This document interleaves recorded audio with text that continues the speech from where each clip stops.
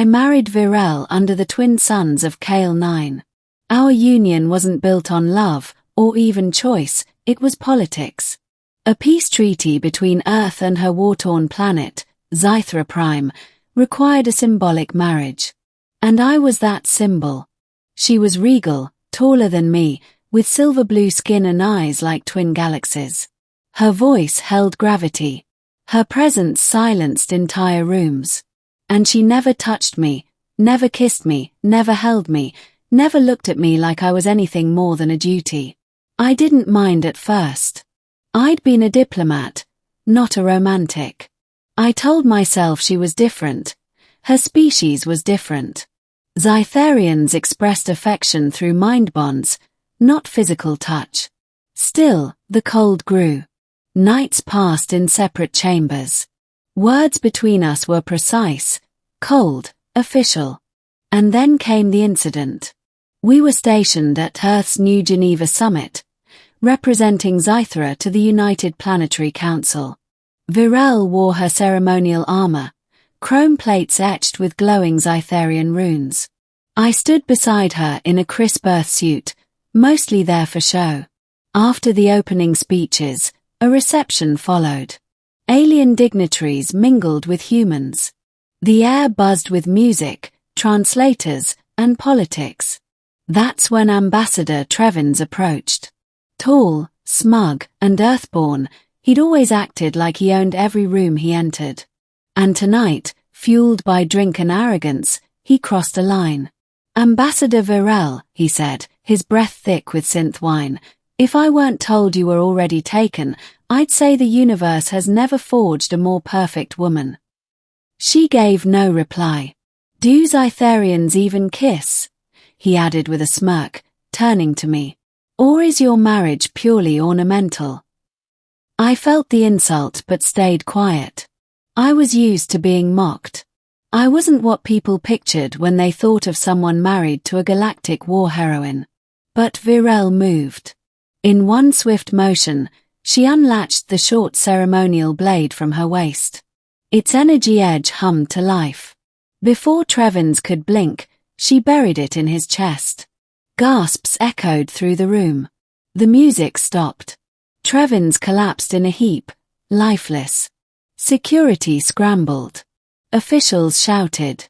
I stood frozen, mouth open, heart hammering. She'd executed a human. A diplomat. In front of everyone. And then she turned to me. Later, in the detainment chamber aboard our cruiser, I sat across from her. She wasn't handcuffed. No one dared. She had diplomatic immunity. Barely.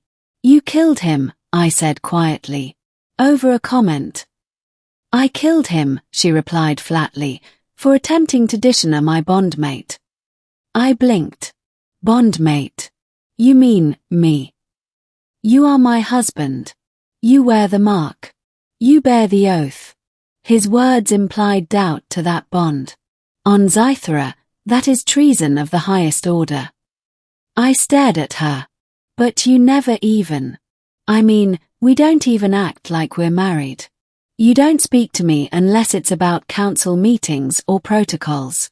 You never even touched me." She looked away. "I do not understand your earth ways," she said at last. "On Zythra, to bond is to commit for life. We do not parade affection.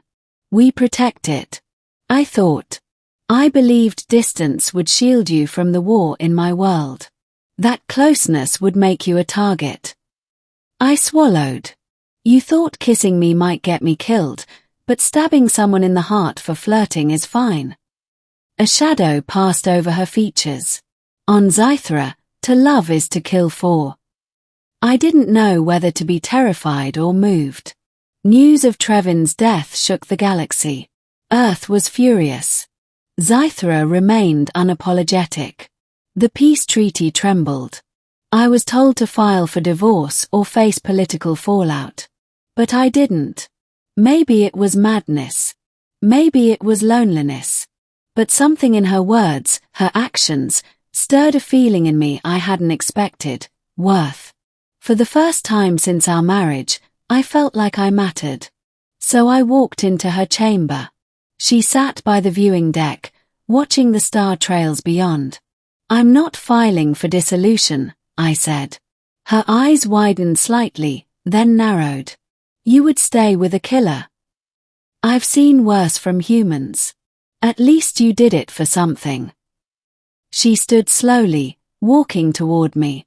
She hesitated, then reached out. A single hand cupped my cheek, warm despite her cool skin. "I do not know how to show love your way," she said. "But I can learn." I stepped closer. "Then maybe we can meet halfway." And for the first time in our entire marriage, Virel leaned down and kissed me. It was brief, uncertain, but real. And it changed everything. Months passed. Virel learned to hold my hand in public, though it embarrassed her. I learned the subtle cues of Zytharian devotion, how she always faced the door when we ate, always stood between me and threats, how she memorized the layout of every room we entered to better shield me if danger came. We weren't perfect. Our worlds clashed constantly. She slept with a plasma dagger under the pillow. I liked old jazz records. She didn't understand Earth humor. I didn't understand Zytharian mating rituals, some of which involved battle simulations. But we talked. We tried. And then came another council reception. This time, no one dared flirt. But one ambitious journalist asked, half jokingly, "So, Virel, is it true you executed a man over love?" She looked at me. Her eyes softened. Then she turned back to the reporter. "No," she said. "I executed a man for forgetting that love is not a weakness, but a promise." The room went silent again, but this time, in awe. That night, in our chambers, she kissed me again. Longer. Firmer. She even smiled, awkwardly, as if she'd practiced it in a mirror. "You're getting better at that," I whispered. She tilted her head. "Do not get used to it. I still prefer killing to kissing." I laughed. "Just try not to mix them up, okay?" She smirked. "No promises, husband." And somehow, I believed her, and loved her more for it.